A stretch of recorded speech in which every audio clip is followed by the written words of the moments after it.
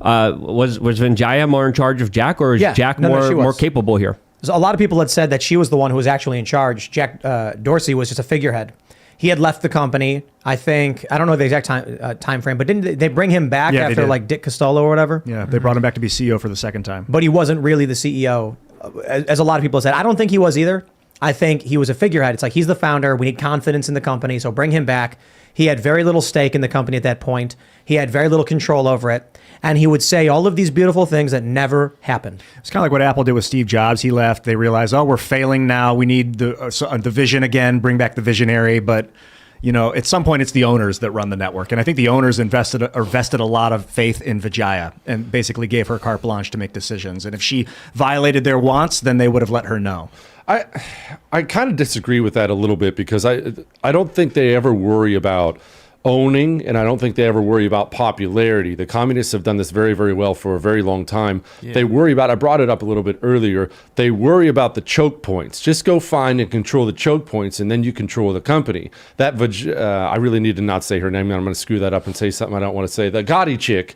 She's not a majority opinion. Like I brought up at the beginning, we saw, I was surprised by the amount of pushback there was within Twitter. Hey, do we even have justification for this? Well, she didn't care. She was in the one spot where she could be. She found the one spot in the company she could get to where she could make sure that she could play God, and she got there and she played God. They do this all the time in endless walks of life, way beyond Twitter. They do it, an example, you hear people complain all the time now about there'll be some small red town in Oklahoma somewhere, some small 5,000 person town in Oklahoma, they're having a child drag show, and people are freaking out. How's this happen? It's a 98% Republican town. Well, how it happens, if you ever dig into it, and I've dug into these things before, it's never the majority of the town. They don't need the majority of the town. What they needed was one guy at the city parks department who sought out that position for that specific goal. He found the choke point, and then he pushed it. That's how these things happen. The truth is, the commies have always been better at government than anyone on the right. Libertarians, conservative, nationalists, whatever you want to call yourself, because they live and die for it. It's their profession.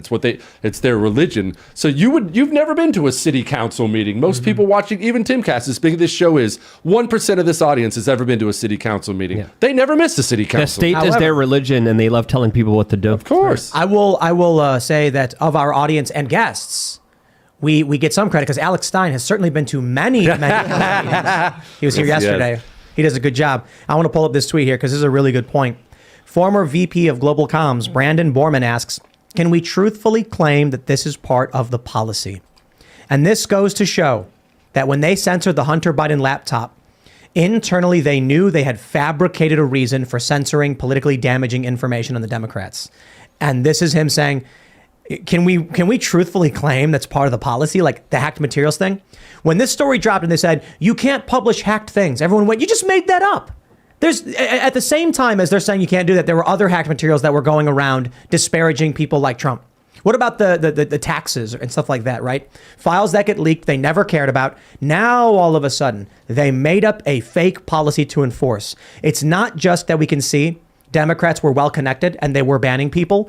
We can see internally they were struggling with some kind of way to publicly justify overt political bias to benefit Democrats. Yeah. And look how brilliant it was. Again, I want to give them credit. Look how brilliant it was that even when they knew they screwed up, and obviously, as you just pointed out, they knew they screwed up, they still didn't pull back. They didn't pull back because they knew they only had the last of the election. The right would never do something like this. The right has spent the last week and a half tripping all over themselves to denounce this and condemn that, and I absolutely condemn this. Oh my goodness, don't associate me with that. They don't think in those terms. They're thinking, hey, let's just batten down the hatches for 3 weeks. Who cares if we're a bunch of dirty liars? Let's win an election. We'll hash it out at the end. It is one of the best quotes I've heard. I can't remember who said it. Republicans care more about the opinion of the New York Times than the opinion of their constituents. Oh, 100%, yes. If people really understood how the Republican Party talks about their base behind their back, they'd probably vote Democrat. That's how bad that's how bad it is. They have such disrespect for their base. They spit in their face all the time, over and over and over and over and over again. I can't stand it.